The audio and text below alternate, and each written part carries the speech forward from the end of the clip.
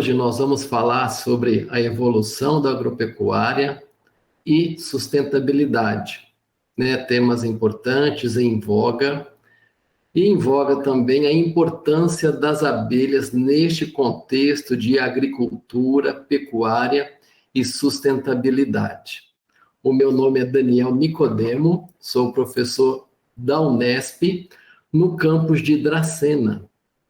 E aqui ministro a disciplina da área básica Ecologia e disciplinas aplicadas para os cursos de Engenharia Agronômica e Zootecnia, sendo, né, apicultura, meliponicultura, que é a criação de abelhas nativas, sericicultura, criação do bicho da seda, e a polinização de culturas agrícolas, né, mostrando para os nossos alunos quão importantes são esses insetos para que possamos, né, obter safras interessantes, né, e produtivas dos variados frutos que nós temos na nossa agricultura.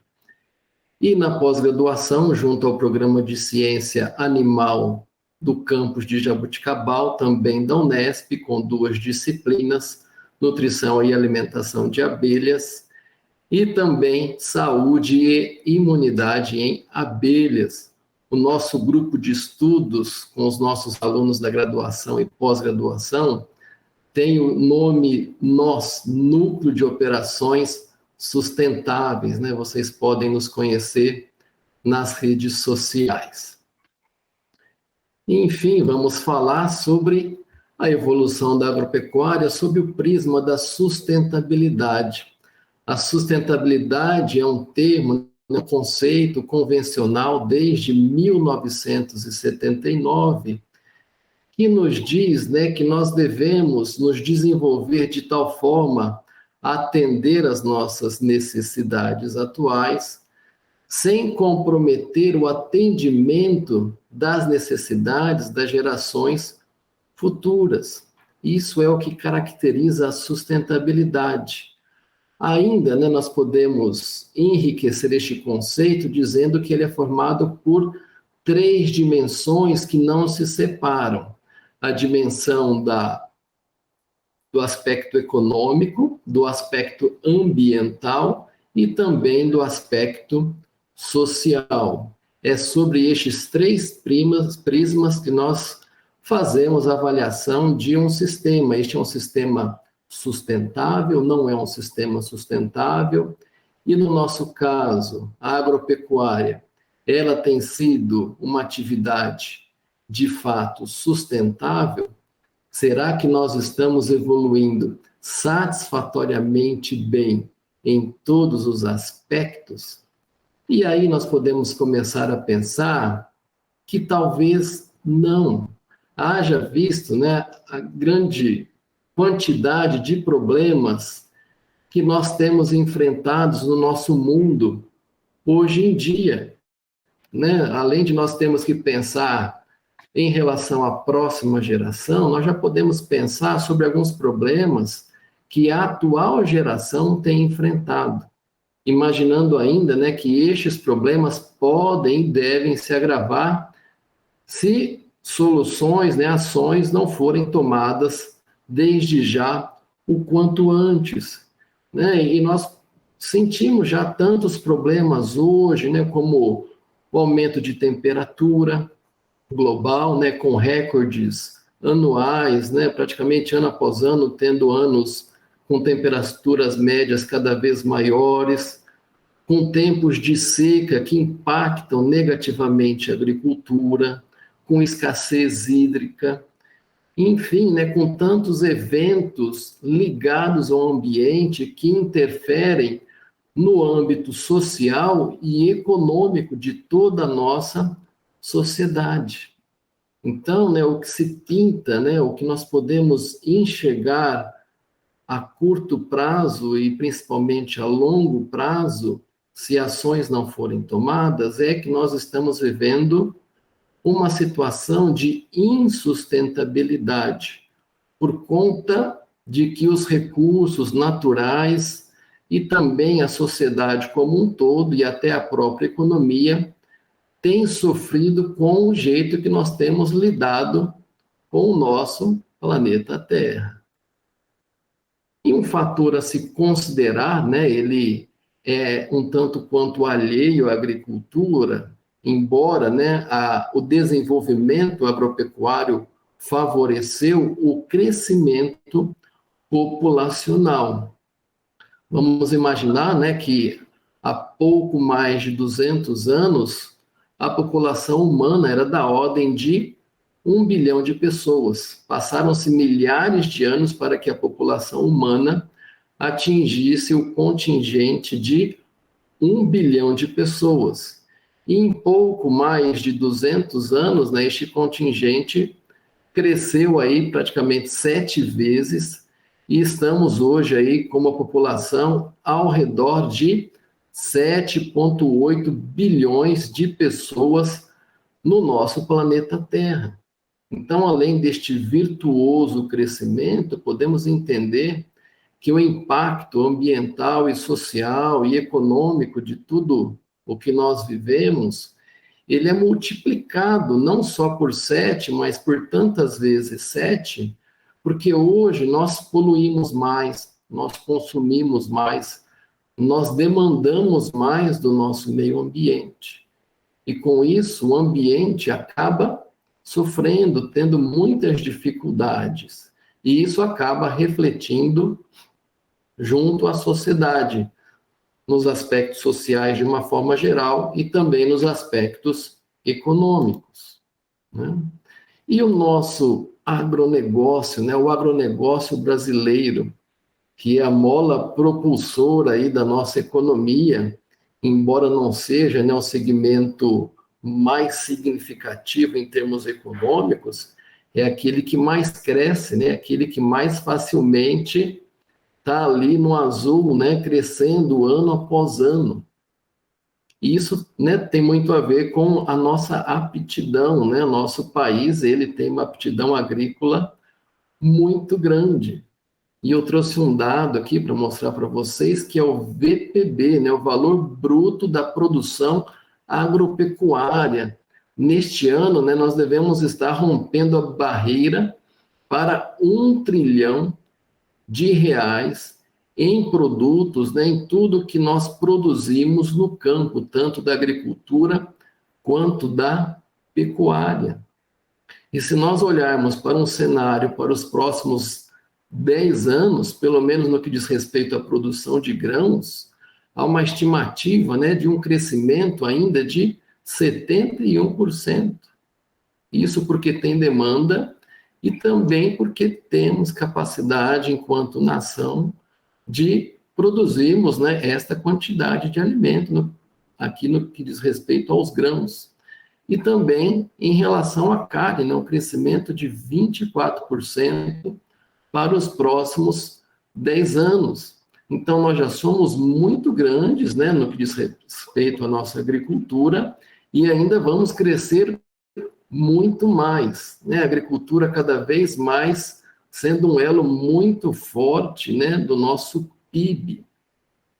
Mas, enfim, né, este número que eu trouxe aqui para vocês, né, não foi à toa, o VPB, o valor bruto de produção agropecuária, porque nele estão embutidos, né, os custos de produção. Isso não quer dizer, né, que nós vamos ter lucratividade, um faturamento líquido da ordem de 1 trilhão. Não, este é o valor bruto. E muito deste valor está atrelado ao custo de produção. O custo dos insumos, o custo do maquinário, de uso de água, de tudo aquilo que é necessário e que é dispendioso para o produtor, para que este, né, seja, né, um produtor, né, de sucesso, que consiga produzir e produzir bem. Então, a agricultura que nós praticamos, sobretudo nos últimos 50 anos, é uma agricultura baseada em utilização muito grande daquilo que na ecologia a gente chama de energia auxiliar, buscando recursos naturais que às vezes são esgotáveis, como o próprio petróleo, para que a produtividade no campo seja maior. Há uma eficiência muito grande, uma produtividade muito grande, mas isso tudo também com um custo muito grande. Então, produzimos bem, mas a um alto custo, né? E isso é fruto, né, da melhoria, de melhoramento genético, em adubação, irrigação, máquinas e implementos, e assim por diante. A nossa agricultura, ela evoluiu, ela é um destaque no cenário internacional, né? E cada vez mais os nossos produtos são demandados mundo afora. E a agricultura tem evoluído, né? Nos últimos 50 anos, sobretudo aqui no Brasil, ela foi transformada e cada vez ela cresce mais. E há alguns problemas que estão associados à agricultura, de repente não de uma forma direta, né, por causa da agricultura, mas há problemas que, pelo menos de uma forma indireta, têm sido ocasionados ou têm sido aí motivo, né, de preocupação na agricultura e na pecuária, como, por exemplo, o desmatamento, um assunto tão em voga nos dias de hoje. Já sabemos aí que boa parte da floresta amazônica, né, 17% já foram desmatados, e que o bioma Mata Atlântica, né, este ainda mais, 85% já foram desmatados. E isso traz, né, tantos prejuízos ambientais e sociais e econômicos para o nosso país e para o mundo como um todo. A questão dos agrotóxicos, né, nós somos campeão em termos absolutos de uso de agrotóxicos no mundo, né, somos o país que mais compra agrotóxicos, mas isso também se explica porque somos um país tropical e por hectare, né, pensando que nós temos uma grande quantidade de áreas cultiváveis, nós não, neste caso, não somos o país que mais consome agrotóxicos por hectare, mas, de fato, há um grande consumo destes produtos no nosso país e alguns problemas decorrentes deste uso que, às vezes, não é tão bem feito lá no campo. Outras dificuldades, né? Parasitas e patógenos, que às vezes até por falta de conhecimento, de assertividade do uso dos agrotóxicos, ao desenvolvimento, né, de variedades mais resistentes no campo, o que demanda às vezes aplicações de produtos em maiores quantidades, maiores volumes e até no desenvolvimento de novos produtos. A própria introdução de espécies exóticas, né? Sugere-se que há uma perda anual de mais de 20 bilhões de dólares no mundo por conta das espécies que foram levadas de uma região para outra, trazendo prejuízos por conta, inclusive, desta competição gerada entre espécies nativas e exóticas.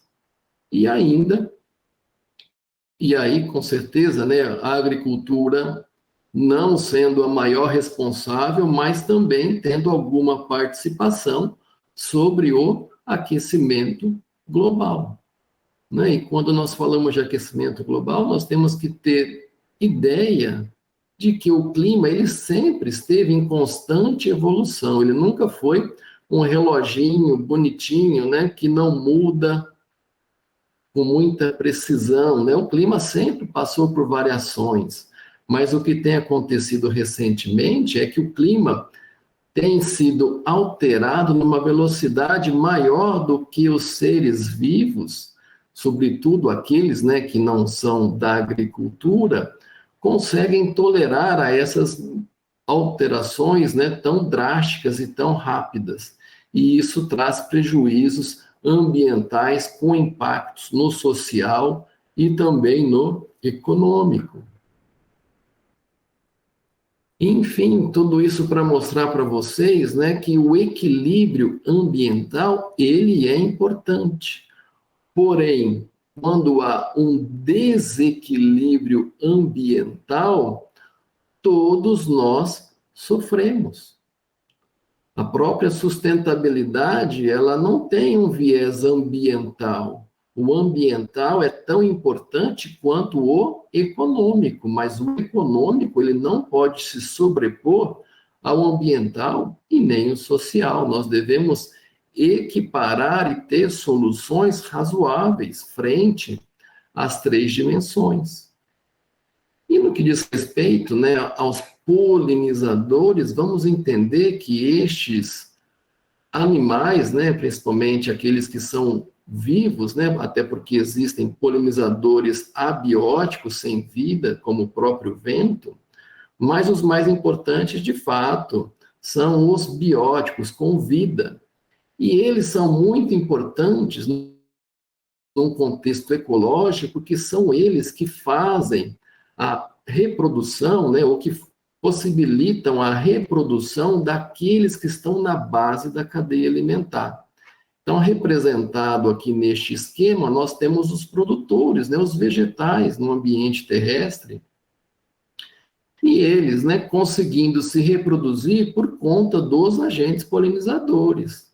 E quando nós temos, né, este primeiro extrato, que nós chamamos de produtores, os seres fotossintetizantes, conseguindo se reproduzir, né, gerar descendentes ao longo das gerações de uma forma satisfatória, há uma chance muito grande de que o resto da teia alimentar também tenha sucesso e esteja em equilíbrio.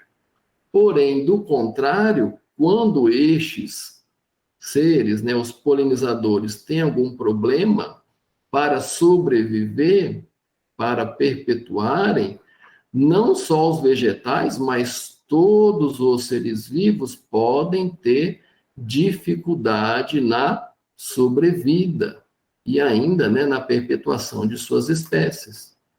Então, a polinização, que é a transferência do grão de pólen, que é o gameta masculino, para a parte feminina da planta, né, da flor ali de uma determinada planta, neste caso, né, chamado de estigma, é o que nós chamamos de polinização. E muitas culturas são dependentes da polinização cruzada. Vejam vocês, né, que lá na Amazônia, grande quantidade de espécies vegetais, né, cerca de 90%, necessitam da polinização cruzada, que é o grão de pólen que vai de uma flor para outra flor, né? E isso é feito por meio destes agentes polinizadores. E olhem só, né, 42% dessas plantas são polinizadas por uma única espécie. Não que esta mesma espécie polinize os 42%, mas cada uma dessas espécies está associada de uma forma muito estreita, né, uma espécie vegetal com uma espécie de abelha. E isso faz, né, desta relação algo muito fundamental para aí a espécie vegetal, porque sem esta abelha ela não consegue gerar sementes, não consegue gerar descendentes. 12% por duas espécies de abelhas, né? Então uma dependência ainda relativamente grande, mas se ainda uma espécie de abelha se perde, né, por extinção, essa outra que falta, aliás, que permanece, pode ainda fazer esta polinização. Mas fato é, né, que com a sobrevida dos produtores, né, toda a cadeia tem uma chance de subsistir e completar o seu ciclo, né, os animais herbívoros, os onívoros, e inclusive os carnívoros. Então, as abelhas são muito importantes, são importantes lá na floresta, mas são importantes aqui na cidade também, mesmo, né, não sendo presentes em nosso meio na cidade, porque ainda no campo elas são responsáveis por grande quantidade de alimentos que é trazida para a cidade para que nós possamos nos alimentar, né? Afinal de contas, nós não somos seres produtores autotróficos que fazemos a fotossíntese, né? E vejam vocês nessa ilustração, né? 100% das amêndoas que nós temos no mercado só chegam até lá porque as abelhas realizaram o serviço de polinização. 90% das maçãs só estão nos nossos mercados porque quando as macieiras estavam em floração, as abelhas fizeram seu serviço de polinização. E assim para tantas outras culturas, né? Como a soja aqui, mensurado, estimado como 5%, como se sem abelhas, 5% da soja brasileira poderia não ser produzida, né? Não se transformar em farelo de soja, não se transformar em óleo, por exemplo. Né? E vamos imaginar, né, que a commodity que a gente mais produz aqui no nosso país, né, o grão de soja, enfim, né, esses 5% são muito significativos.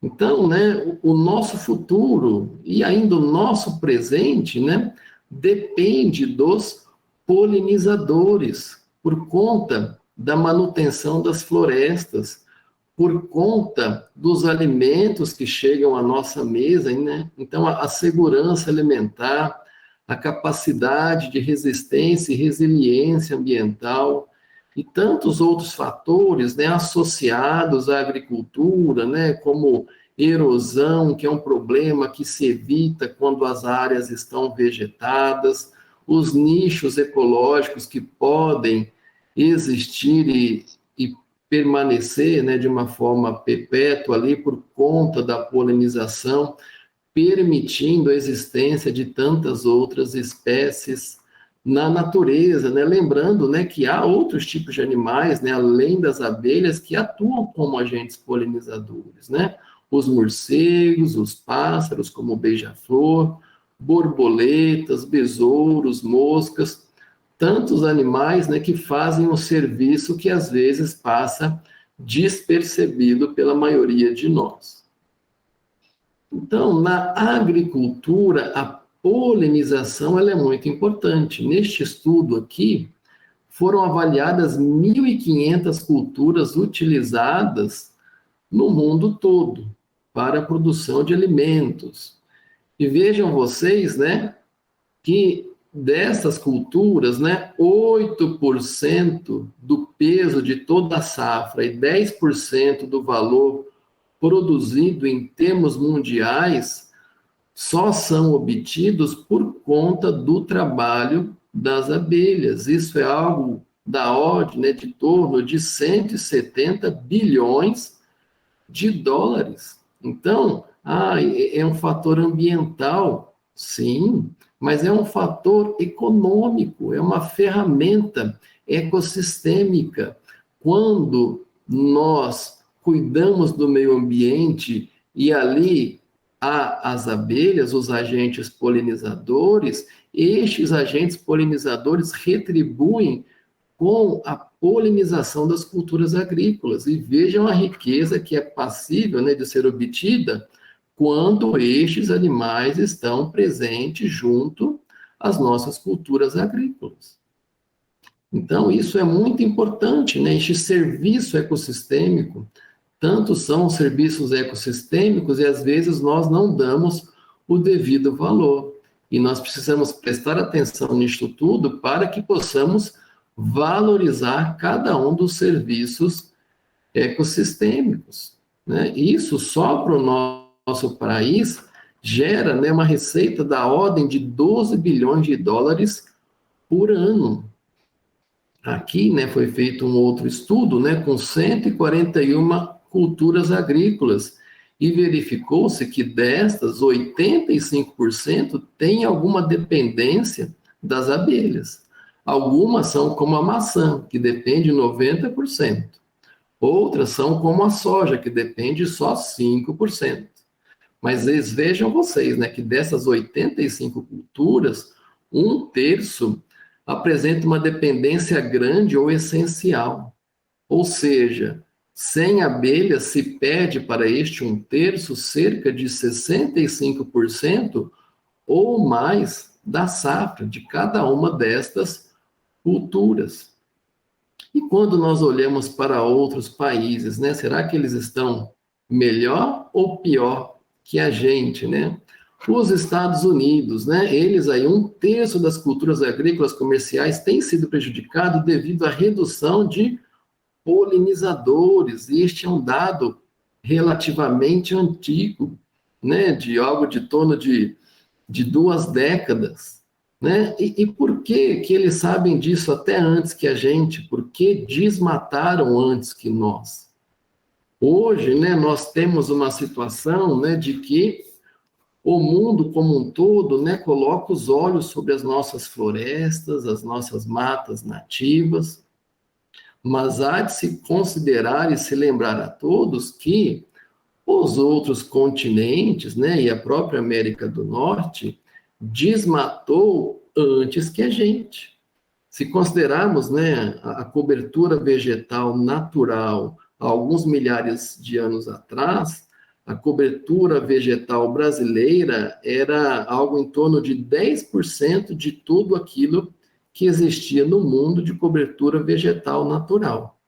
Mas com o desenvolvimento, né, das civilizações, com o aumento das populações, da própria agricultura, hoje o que nós temos, né, de área nativa no Brasil representa 25% de todas as matas e florestas de todo o mundo. Então, em termos representativos, né, nós somos um país de destaque, que ainda, né, tem uma grande quantidade de área verde preservada. Então, isso não quer dizer que nós devemos, né, desmatar mais.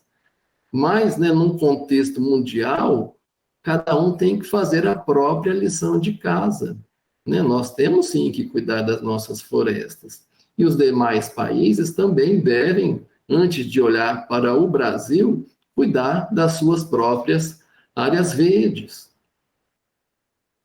Mas, né, fatalmente, as abelhas, né, que são um dos principais polinizadores que nós temos de várias culturas agrícolas, estes animais são muito sensíveis aos estresses ambientais ocasionados, né, por motivos que nós vemos aqui nos nossos slides, né, como os agrotóxicos, né, muito da causa do declínio da população das abelhas está atrelado ao uso dos agrotóxicos, a presença de doenças de origem fúngica, de origem, né, de vírus e bactérias, problema relacionado à agricultura por conta de restrição alimentar. Muitas áreas da agricultura são extensas em cultivos de uma única cultura. Nós chamamos isso de monocultura. E é como se fosse, né, uma pessoa comendo um único tipo de alimento, né? Ou, por exemplo, uma pessoa comendo só arroz e não tendo feijão para se alimentar durante ali toda a sua vida. Com certeza lhe faltariam alguns minerais, lhe faltariam proteínas, vitaminas, e isso, né, lhe deixaria a sua saúde mais débil, mais suscetível, né, a causas, né, a estressores. O próprio manejo, né, a apicultura industrial, que modifica, né, geneticamente a estrutura populacional das abelhas, e isso, às vezes, as torna mais sensíveis a doenças e também a parasitas, né? Ainda bem que no Brasil, no caso da nossa abelha Apis mellifera, que é a abelha que produz mel e que tem ferrão, nós temos uma abelha considerada, né, muito boa em termos genéticos, né, capazes, né, de resistir a alguns parasitas e fungos e vírus também. Porém, a questão dos agrotóxicos, né, ainda permanece como um problema sobre, né, as nossas abelhas, e não sobre as abelhas da apicultura também, mas sobre as abelhas da meliponicultura, que são as abelhas sem ferrão, e também as abelhas solitárias, as abelhas que vivem só. Um professor, né, um decano aí da nossa apicultura brasileira, né, professor Aroni Sattler, né, uma vez disse: as abelhas são o termômetro do planeta, e o planeta está febril. Então, há muitos indícios de que algumas coisas não vão bem e que nós precisamos tomar ações, né, atitudes a fim de mitigar estes problemas, para que nós possamos viver e ter um desenvolvimento sustentável para nós e para as próximas gerações. Mas fato é que para as abelhas nós temos tido, né, dificuldades muito grandes, né? E isso tem sido notícia no mundo inteiro, né? Então isso foi capas de revistas de nível mundial, títulos de livros, de filmes e também, né, o prejuízo de muitos apicultores que perderam, né, ali a sua capacidade de geração de renda por conta da morte das colônias, né, das suas colmeias.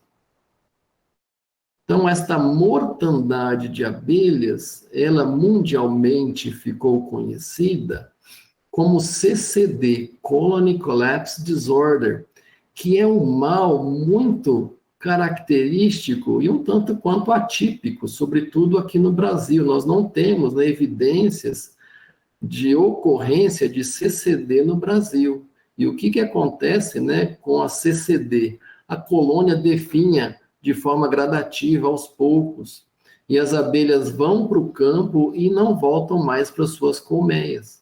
E às vezes a colmeia tem rainha, tem algumas abelhas e até um pouco de alimento, mas ela acaba definhando porque o seu contingente de operárias é reduzido drasticamente. E ela se torna, né, mais sensível a doenças e parasitas, e enfim, a colmeia morre. Isso acometeu e ainda é problema na América do Norte e também na Europa. Mas esta é uma morte das abelhas, né, muito característica pela forma gradativa. O que nós observamos no Brasil é uma morte de abelhas de forma instantânea, né? Às vezes o apicultor vai lá no seu apiário e está tudo bem, ele está contente, as melgueiras estão se enchendo de mel, e dali 2, 3 dias ele volta no seu apiário e ali próximo do alvado, né, que é o lugar de entrada das abelhas na colmeia e no chão, está repleto de abelhas mortas junto da colmeia. Então, isto é muito característico como, né, algo causado por intoxicação e provavelmente de origem, né, dos agrotóxicos. Então, este é um tema em voga, né, que ainda tem um debate muito grande, né? Nós não podemos também dizer que os agrotóxicos devem ser banidos, né? Porque hoje a agricultura, como a gente conhece, ela é muito dependente dos agrotóxicos. Mas, né, há de se ter uma solução plausível, de tal forma, né, que alternativas sejam colocadas e mais exploradas, né? De fato, há alternativas, né? O controle biológico é uma dessas alternativas, né? A redução das áreas de monocultura com substituição por áreas de culturas, né, complementares que são cultivadas juntas, né? Tudo isso pode facilitar este, né, ambiente mais amigável para estes agentes polinizadores no campo, que acabam, né, favorecendo a própria cultura, o próprio agricultor, quando as abelhas, né, podem fazer o seu trabalho de polinização.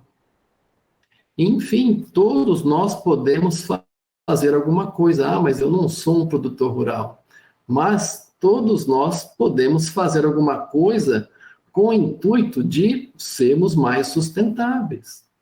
E lá na sua casa, no seu quarteirão, é provável que exista um ninho de abelhas nativas, né? Talvez lá no muro da sua casa tenha um furinho com um tubinho de onde saem os insetos muito tranquilinhos, às vezes tímidos, e você pode contribuir para, né, a existência daquele inseto, daquela colônia, junto da sua casa, do seu bairro, tornando aquele ambiente, né, em termos ecológicos, mais bem estruturado. Então, cultive plantas com flores para que estes insetos tenham do que se alimentar. Cultive as abelhas, né? Hoje, nós podemos dizer que a abelha nativa pode ser considerada um pet, né? E um excelente pet, né? Você não tem que dar banho nele, você não compra ração, você pode sair de casa e ele fica muito bem lá sozinho.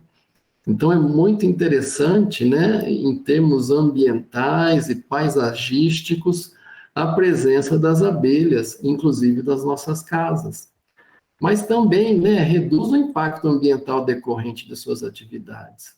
Quantos municípios hoje já fazem coleta seletiva? Você separa o lixo da sua casa, aquilo que é reciclável, do orgânico? Isso é fundamental. E tantas outras ações que nós podemos tomar a fim de reduzir o desperdício. Assim como lá no campo, né, se investe tanto para produzir, em casa, para o nosso conforto, a gente gasta muito. Como é que eu posso continuar tendo conforto? Porque o conforto é importante, mas gastando menos, né? Soluções, tecnologias estão sendo desenvolvidas neste sentido e nós devemos fazer uso delas. Outra coisa, né? Consuma produtos apícolas. Isso estimula os próprios apicultores, os criadores, que são pessoas que estão diretamente associadas com a natureza. Quando a natureza vai bem, produz bastante, fatalmente as abelhas vão produzir bem. Além do que estes produtos são produtos naturais e podem, em muito, favorecer a nossa saúde. E ainda, né, consuma produtos além da apicultura, mas também produzidos com responsabilidade socioambiental.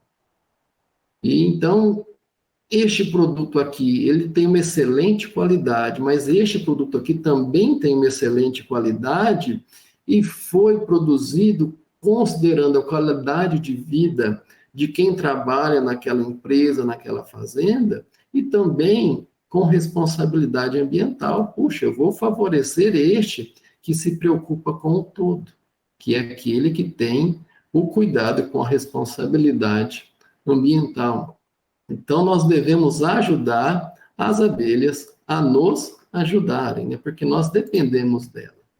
E terminando, né, termino com uma frase de um filósofo francês aí do século XVIII, que diz, né, Barão de Montesquieu, o que não for bom para a colmeia, também não é bom para a abelha. Ok, pessoal? Que fique aí como uma reflexão para todos nós. Nós vamos para um intervalo e na sequência nós voltamos. Até já.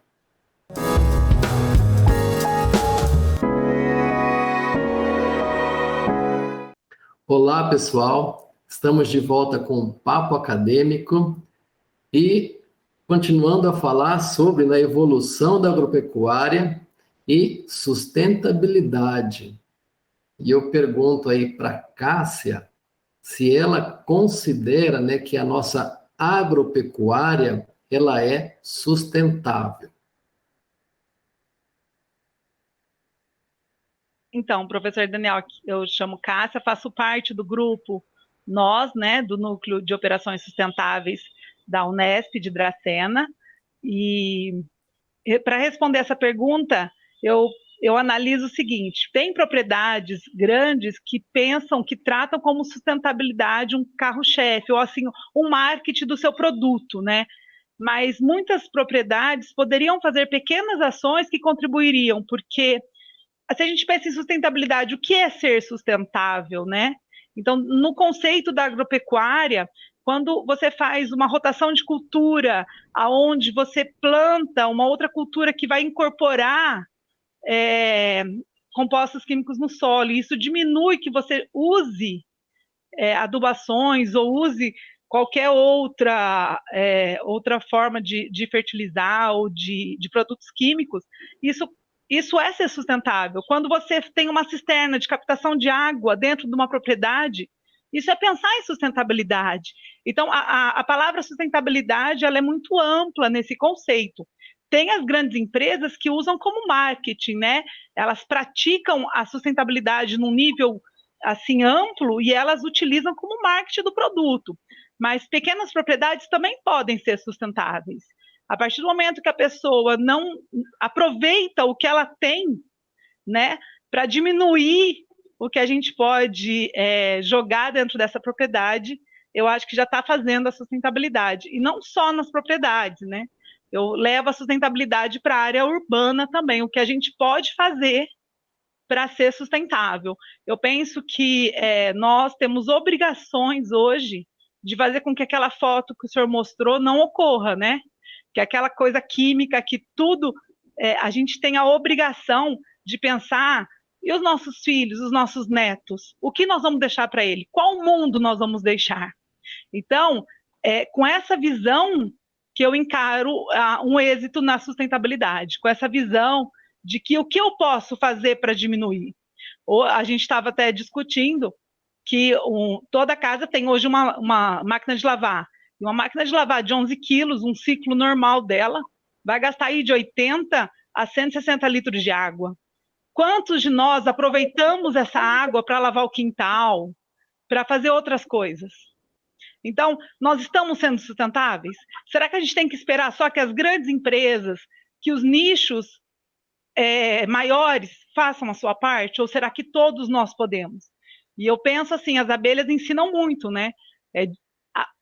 Cada um fazendo um pouquinho vai ter a união, e a união nós vamos ter a transformação. Então, eu acredito que sustentabilidade e essa evolução, a gente tem muitas técnicas já feitas, muito conhecimento que pode ser utilizado. E é nessa pegada de ser sustentável. Muito bom, Cássia. E dentre os setores, né, da economia que mais poluem, né, nós não temos diretamente a agricultura e a pecuária, né? A indústria, ela é a maior causadora da poluição, do aquecimento global, né, da emissão de gases do efeito estufa. Mas, né, um pouco deste aquecimento global, ele é ocasionado pela própria agropecuária, né, mais precisamente a pecuária, que é aí a produção de ruminantes, principalmente os bovinos, produção de carne e produção de leite, né? E vocês conhecem sobre isso? Vocês aí imaginam, né, o porquê que a pecuária está na berlinda, né, a ponto de alguns falarem, né, não coma carne, não beba leite, esses animais promovem o aquecimento global. Será que nós, né, precisamos de fato deixar de comer carne, de beber leite, porque estes animais têm impactado tão significativamente, né, o nosso cenário de aquecimento global, né? Não sei se a Tainá pode nos falar algo sobre isso. Eu me chamo Tainá, eu faço mestrado na Unesp e sou orientada do professor Daniel. E sobre essa questão, a gente sabe, né, que os ruminantes, principalmente, eles têm a emissão de gases é muito grande, né, conforme a produção. Eu acredito que a gente consome conforme, na verdade, os pecuaristas fazem, né, eles vão produzir conforme a população pede. Então, a demanda aumenta para eles e eles vão produzir mais e mais, e exageradamente, sem prestar atenção nas consequências que pode acontecer. Acredito que se todos, assim como a professora Cássia falou, assim como uma abelha, se cada um tentar fazer sua parte, de um em um a gente vai conseguindo mudar. Eu não preciso totalmente parar de comer carne? Não, eu posso continuar comendo a carne vermelha, mas eu posso também diversificar. Eu não preciso comer carne vermelha todos os dias, eu não preciso exagerar. Tudo que a gente faz exagero é lixo. Tudo que a gente exagera não precisa. Então, se cada um tentar fazer a sua parte, ter uma consciência, eu posso plantar uma flor dentro da minha casa para ajudar os polinizadores. Eu posso não jogar tanta lixo na rua, sendo que eu tenho o local correto para jogar dentro da minha casa. Eu posso evitar de usar um agrotóxico numa plantação, sabendo que eu tenho outras maneiras de tentar produzir de uma melhor forma. Então, eu acredito que a consciência individual deve começar a nascer na cabeça de cada um, principalmente agora no presente, porque senão, no futuro, é uma questão de cultura.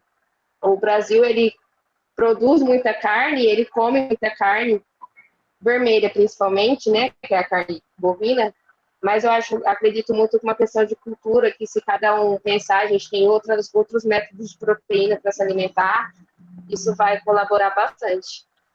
E a gente pode também, com conhecimento profissional e técnico, diminuir essa emissão de gases ruminantes. Hoje nós temos a mitigação aí, que traz esse conceito, ela vem dessa pegada, a mesma coisa que a gente não comer muito repolho.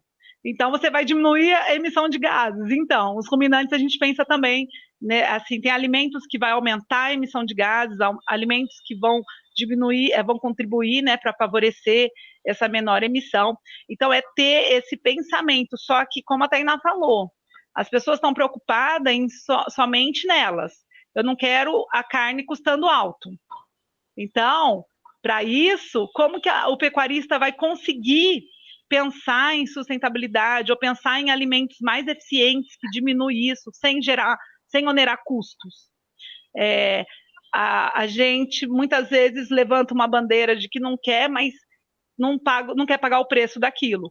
Então, a consciência, eu acho que é a alma da gente conseguir, né, mudar, porque conhecimentos técnicos hoje a gente tem muito mais do que há 50 anos atrás, há 30 anos atrás.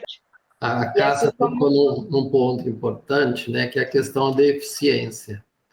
Mas alguém consegue, né, neste contraponto, falando de ineficiência, mostrar para a gente o porquê que a nossa pecuária ainda está na berlinda?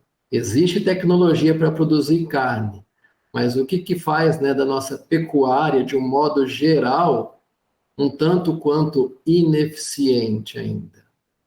Alguém consegue lembrar de um fator aí de nível nacional aí que está presente aí, talvez em todos os estados? Meu nome é Thaís, eu sou engenheira agrônoma, formada pela Unesp, estou do mestrado pela Unesp de Jaboticabal, no programa de Ciência Animal. Acredito que existe o problema das monoculturas e a degradação de pastagens, e os produtores ainda continuam realizando o plantio, né, de apenas uma cultura, e isso acarreta vários problemas, né, tanto para os polinizadores quanto para outros insetos e animais. O uso excessivo de agrotóxicos, o desmatamento, né, por conta do excesso de monocultura, né. O Brasil tem muita monocultura, e então muito desmatamento por conta disso, e por conta também do excesso de produção de carne, igual a Tainá falou e a Cássia. A nossa agricultura e a nossa pecuária, né, elas são muito interessantes em termos sustentáveis, né?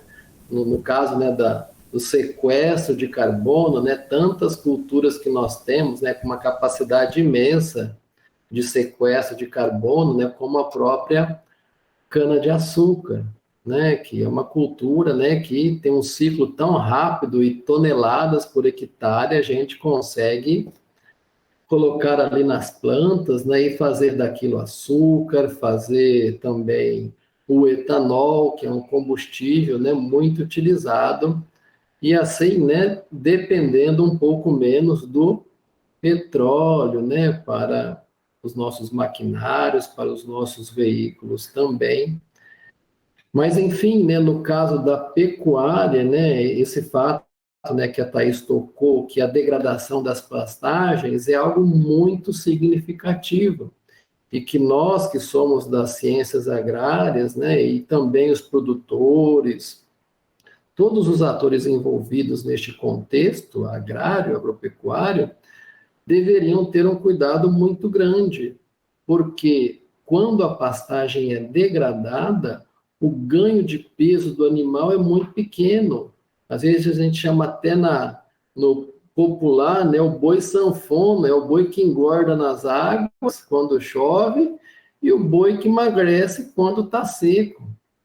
E isso é muito ruim, porque um animal que poderia ser abatido, né, para produzir carne com 2, 3 anos, ele acaba sendo abatido com 4, com 5 anos, e nestes 2, 3 anos a mais, ele vai emitir mais gases do efeito estufa, né? O metano, principalmente, que é um gás, né, tão poluente, né? Um dos mais poluentes que nós temos dentre os gases do efeito estufa. Então, nós, na agropecuária, precisamos, né, ser mais eficientes.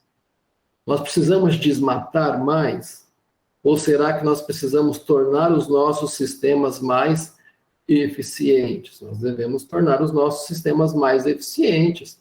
Podemos ter um consumo moderado de carne, como a Tainá disse? Lógico, porque isso faz bem à nossa saúde, né? A moderação, ela é boa em todos os aspectos, mas não vamos comer carne por causa disso? Poxa vida, né? Será que nós precisamos ser tão extremistas? Talvez deixar de comer carne porque está muito caro. E isso, para a realidade de muitos, né, de nós, é algo impraticável financeiramente falando, mas em termos nutricionais, a carne bovina e suína e das aves e tantas outras que nós temos da pecuária são de excelente qualidade, né? Os aminoácidos, as vitaminas presentes nestes alimentos dificilmente são encontradas, né, em quantidades, em comparação, né, praticamente impossível. Então, é importante, né, por mais difícil economicamente que seja para a família, mas o consumo de carne, ele é muito importante para a saúde, né, dos adultos, das crianças, de todos nós. Então, temos que comer carne, pessoal. Não é por isso que nós vamos deixar de comer carne. Mas, né, tendo cuidado com a eficiência. Agora, um outro problema são aí os agrotóxicos. Demos destaque na nossa apresentação, né, que estes produtos são muito utilizados na agricultura mundial, inclusive aqui no Brasil, que em termos absolutos é o país que mais consome agrotóxicos. E, por outro lado, nós temos estes produtos, né, sendo um mal muito grande para os nossos polinizadores, né? Qual seria uma solução de tal forma que não há, ou que não houvesse diminuição de produção na agricultura, mas que nós pudéssemos também reduzir e substituir, né, estes agrotóxicos por outras tecnologias? O que é que vocês me dizem? Meu nome é Camila, eu faço zootecnia na Unesp de Jaboticabal e eu acredito que para a redução do uso de agrotóxicos seria um bom começo, assim, a gente começar a fazer o controle biológico, né? Tem muitas formas. Também deixar um pouco a monocultura e fazer o cultivo de outras culturas, porque seria menos atrativo para esses parasitas. Além também dos sistemas de integração lavoura-pecuária, né, que são criações de mini biomas ali, que vai com certeza aumentar a eficiência no uso dos recursos naturais. Meu nome é Jennifer Moreira Guimarães, eu sou graduanda do 4º período de zootecnia pela Unesp de Jaboticabal. Eu gostaria de comentar e fazer uma pergunta a respeito da polinização manual, né? E eu acredito que é importante mencionar o termo, porque talvez outras pessoas não saibam do que se trata, como eu também não sabia. E eu vim a conhecer há pouco tempo no grupo nosso. Então, a polinização manual, ela vai ocorrer em partes do mundo onde não há abelhas, ou então a variedade de plantas não seja atraente para elas. Então, as pessoas são pagas para fazer essa polinização manualmente. Aí eu gostaria de saber, na opinião de vocês, se ao invés de estarmos nos preocupando com essas abelhas, no que a gente poderia fazer, né, por elas, ou a gente está só preocupada em substituí-las? E lembrando que a polinização manual não é tão eficiente como a polinização praticada pelos insetos, né? A gente consegue sim uma polinização manual, ela é feita na cultura do maracujá, da abóbora, a gente pode ter essa polinização, mas a eficiência, porque o polinizador, gente, o que a gente tem que entender que o polinizador tem abelha, mosca, mariposa, tem um monte de polinizadores. Mas dentre os polinizadores, o mais importante são as abelhas. 87% das plantas polinizadas são feitas pelas abelhas. Então, por isso que a gente fala muitas vezes polinizador abelha, mas às vezes você já viu uma mosca lá na flor, né? E ela está polinizando. A gente tem, sim, outros polinizadores, não só as abelhas, mas elas são as mais importantes, o maior peso é nelas. Então, quando a gente fala dessa importância da polinização, as abelhas são o destaque, o carro-chefe nesse conceito. E aí, a Jennifer falou uma coisa muito bacana. Então a gente não precisa ter abelha, a gente pode fazer, o homem vai lá e pega, né, a polinização, pega o pólen de uma planta e passa na outra. Tudo bem, só que as abelhas são extremamente eficientes nisso, elas conseguem, com a vibração das asas, estimular a flor, e aí a flor vai fazer o quê? Vai produzir um fruto maior, um fruto melhor. Dentro da soja nós vamos ter mais óleo, dentro do café nós vamos ter maior intensidade do grão, além do tamanho do grão. Então a abelha não é só produção de alimento em números de quantidade, ela também é em qualidade. A polinização das abelhas, ela favorece quantidade e qualidade. Se você gosta de um morango grande, bonito, agradece as abelhas, porque foi elas que polinizaram. Agora, se você quiser aquele morango feinho, murchinho, com aquela sem um pedacinho, então tá, esse daí ninguém polinizou, o homem foi lá e polinizou. Então, isso é a diferença de uma polinização manual com a polinização dos insetos. E por isso que existe um monte de tamanho de insetos. Então, a pergunta, né, que a Jennifer fez, né, o apontamento que ela levantou é bastante interessante, né? Hoje nós temos homens e mulheres fazendo papel de abelha, né? Então, enquanto poderia ter uma abelhinha lá no campo visitando e polinizando as flores, tem um ser humano ocupado com isso. E vejam, né, que as abelhas não nos cobram nada quando assim o fazem, né? A abelha poliniza de graça. Se ela está naquele ambiente que lhe é amigável, que permite a existência, né, daquela abelha, se for solitária, da sua colônia, se for uma espécie social, ela vai lá e poliniza a flor, né, as flores daquelas plantas de graça. Agora, na polinização manual, o serviço não é de graça. O custo, né, para o produtor, né, é quase 10% de toda a produção. Então, você coloca, né, naquela planilha de produção 10% só de mão de obra. E vamos, né, entender que a abelha não tem Natal, não tem sábado, não tem domingo, não tem feriado, todo dia, né, obviamente quando não chove, alguma coisa assim, ela está trabalhando, diferente, né, de nós, seres humanos, que temos algumas dificuldades, algumas limitações. E o que a Cássia disse, né, nós não somos tão eficientes como as abelhas, elas polinizam muito melhor que a gente, né? Agora, num ambiente rico, onde não tem só a Apis mellifera, né, que é a espécie mais conhecida, mas onde há também outras espécies de abelhas, pode haver um serviço que a gente chama de complementar, né? Uma abelha tem um comportamento, ela vai lá na flor, visita e poliniza. Uma de outra espécie também vai, mas visita aquela flor de uma outra forma. Então, aquilo agrega, e como a Cássia falou, o fruto fica maior, ele produz mais sementes, ele fica mais saboroso. No caso do café, lá o sabor é diferente, a pontuação dos cafés, né, bem polinizados, né, é uma pontuação maior, né, pensando em café gourmet, do que um café que não é polinizado.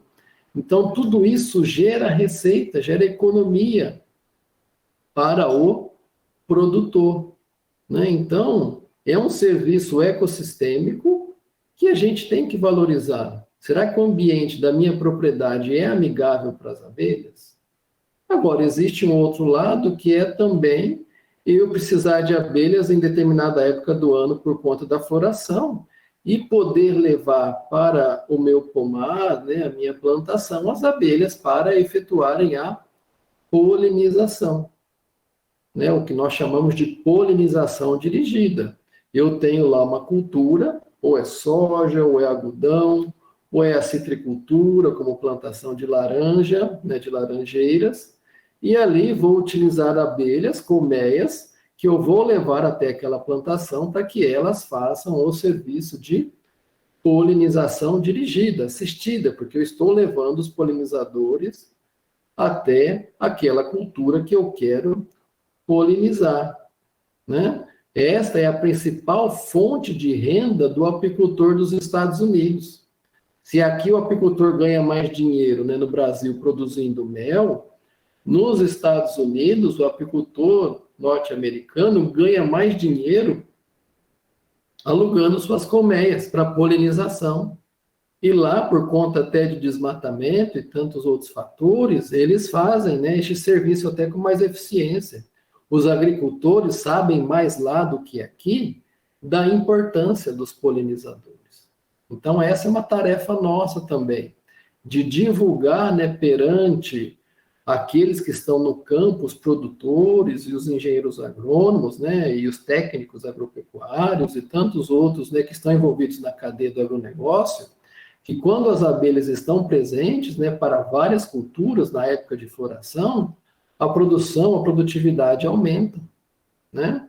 E isso, inclusive, é passível, né, de ser remunerado este serviço para quem é o dono das abelhas, né, para quem é o apicultor, o meliponicultor, né? Vocês conhecem alguma cultura no Brasil para a qual esse serviço já é feito, que o apicultor recebe dinheiro para alugar suas colmeias, para aumentar a produção de alguma cultura agrícola? Vocês já ouviram falar sobre isso? Maçã. Maçã. Fala aí, Aline. Onde que se produz maçã, gente? No sul. No sul. No sul do país. Santa Catarina, Rio Grande do Sul, né? Há grandes pomares de maçã. E ali os produtores de maçã alugam colmeias dos apicultores para produzir maçã. Diferente da laranja, né? A laranja, eles não alugam as colmeias, eles deixam os apicultores colocarem as colmeias e o apicultor fica com o mel, que é um mel de venda, agrega valor no produto, né? A cultura da maçã já não, já tem essa polinização dirigida aqui no Brasil, que está começando, né? Nós não estamos igual aos Estados Unidos. Então, né, Cássia, no caso da maçã, as abelhas coletam principalmente pólen, mas assim, não há uma produção de mel de maçã, né, em Santa Catarina, Rio Grande do Sul. Agora, no caso da laranja, né, é algo típico, né, o apicultor vai ficar com mel, então nem precisa pagar ele, né, pode passar isso na cabeça do citricultor, e a Cássia está certa, porque na maioria das vezes é isso que acontece. Mas será que esse é um negócio justo? Porque o que o agricultor, o citricultor faria do néctar das flores? Não teria utilidade nenhuma, porque quem faz uso de néctar é tão somente, né, os polinizadores, no caso as abelhas. E quando essas abelhas são levadas, né, para um pomar de citros, a produtividade aumenta em 25%, às vezes mais do que isso. Então, seria muito justo, em termos sustentáveis, né, considerando a dimensão econômica, o apicultor também receber por este serviço prestado pelas abelhas na polinização de citros, né, de laranja, de tangerina, de limão. E assim, porque não é fácil transportar as colmeias, corre o risco quando está lá, né, no pomar, está em outro local, o apicultor ele não tem o comando como ele tem dentro do apiário dele, assim, de manejo. Então todo esse risco não é calculado para o apicultor, né? Se a gente for ver, é extremamente injusto, o que é uma prática comum feita, mas que precisava ser mudado, essa cultura, né? Essa cultura nessa prática. É um serviço e o serviço tem que ser remunerado. Então, é muito importante, num contexto de paisagem agrícola, nós cuidarmos, né, das plantas que ali estão presentes, né, obviamente das culturas agrícolas, mas também das culturas nativas, a fim de que, por meio delas, as abelhas possam ali estarem presentes. Não é, Thaís? Sim, professor. Eu penso que fazer APPs, né, área de proteção, né, para as abelhas, cultivar pasto apícola para as abelhas também é interessante, diversificar, né, o plantio, né, dessas flores para ter bastante diversificação para a alimentação das abelhas. Também realizar o plantio de árvores nativas, né, porque o ciclo das árvores vão condizer, né, no ano inteiro, ajudando no calendário apícola também. E também, quando for realizar aplicação de produtos fitossanitários, né, aplicação aérea, aplicação com bomba costal, é importante, né, os produtores avisarem os apicultores se essas caixas estiverem próximas, né, do local de aplicação, avisar os apicultores para, na hora do manejo, não ocorrer intoxicação dessas abelhas, para não ocorrer a deriva, né, que é as gotículas, né, que vão para o vento, obedecer também a aplicação, né, do horário da aplicação, não condizer com o horário de polinização, né, dos insetos, aplicar em horários que os insetos não estão polinizando as culturas, né? Para complementar da Thaís, que os apicultores também devem avisar os produtores que eles possuem colmeias. Não é só esperar que o vizinho adivinhe que você tem. Vai e avise. Olha, eu tenho abelhas na minha propriedade e quando o senhor estiver realizando uso de agrotóxicos ou algo assim, pode me prejudicar, por favor, me comunica, vice-versa, para não acontecer muitos prejuízos para nenhum dos dois.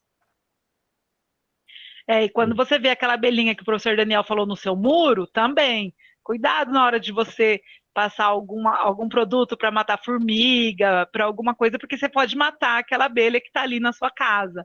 Então, conhecer como que o polinizador age é fundamental para você evitar que ele seja contaminado, né? A gente sabe que no fim do dia, à noite, ele não vai sair para voar, então você pode fazer a aplicação nesses horários. Então, assim, o conhecimento é a chave para a gente poder criar aquela frase, né? Fazer com que a frase que o professor colocou na apresentação vingue, né? A gente fazer as abelhas nos ajudarem, a gente tem que ajudar elas. Então, é conhecer. Conhecer é a peça-chave para a gente poder ajudá-las a nos ajudar. Enfim, né, depois de nós falarmos tanto sobre abelhas, né, será que nós poderíamos entrar num consenso em eleger a abelha mais importante, Aline? Será que existe uma abelha mais importante entre todas as abelhas? Pois é, professor. Na verdade mesmo, não existe a abelha mais importante. Porque, como você sabe, tem mais de 20 mil espécies de abelhas. Todas as espécies, independente do que for, elas contribuem com a polinização.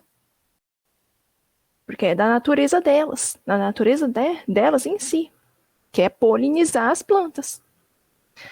Várias culturas, elas dependem da polinização das abelhas, independente se é uma apis mellifera, ou até mesmo uma melipona, uma jataí, nunca pode depender da polinização em uma espécie só de abelhas. Tem que considerar que, dependendo da espécie, elas vão, por exemplo, ter uma preferência a uma espécie de uma planta, uma outra e tal. E tem que considerar também a biodisponibilidade. O que está disponível em determinada região? Qual espécie de planta que está disponível? Dependendo da região. Também deve-se considerar isso. Isso, Aline. Também. E também a adaptação, né, do polinizador à flor da cultura, né? Tem plantas, né, como a Cássia disse para a gente, sobre a flor do maracujá, que é uma flor linda e tão grande, e a apis mellifera, que é a abelha com ferrão, que vai lá, rouba o pólen, ela visita a flor, rouba o pólen, mas não faz a polinização. Polinização esta que é feita propriamente por abelhas mamangava, né, que são abelhas grandes, que têm contato com a parte masculina e feminina da flor, e aí sim promovendo a polinização, né? Então nós temos uma infinidade de espécies de abelhas, muitas relações ecológicas ainda por identificar e conhecer, porque de fato todas elas são importantes, às vezes diretamente, porque é um fruto que vai para a nossa mesa, mas às vezes indiretamente, porque aquela planta, no contexto, né, de mata nativa, é importante para que as abelhas busquem alimento, ou até mesmo para que as abelhas nidifiquem, né, façam ali o seu ninho, ou não só as abelhas, mas pássaros também ali construam seus ninhos, e dos frutos, né, nós poderíamos ter outros animais fazendo, né, dos seus frutos ali o seu alimento. Então, no contexto ecológico, né, isso é muito importante, né, cada vez mais buscarmos nos aproximar da natureza, né, algo que aconteceu, e isso é evidente, cada vez mais, né, sobretudo aqui no Brasil, da década de 70, do século passado para cá, quando a população se tornou predominantemente urbana. Até então, nós éramos predominantemente rurais. Então, hoje tem criança, né, ou até alguém mais velho que não sabe de onde que vem o leite. Eu nunca vi um pé de laranja. Talvez com a internet hoje é muito fácil a gente entender isso, né? Mas nada como a gente ter um contato direto com a natureza, conhecer a natureza, porque assim a gente começa, né, e passa a respeitar, a valorizar cada vez mais a natureza, né, que é tão importante, obviamente em termos ambientais, mas também em termos sociais e inclusive em termos econômicos. No papo acadêmico de hoje, né, nós conhecemos um pouco mais sobre a agropecuária, sobre a importância das abelhas no contexto agrícola, mas também num contexto maior de sustentabilidade, visando aí o bem-estar de todos nós e, obviamente, também da natureza. Esperamos que vocês tenham gostado, né, e vamos encerrando o nosso programa por aqui. Até uma próxima oportunidade. Pessoal, tchau, tchau.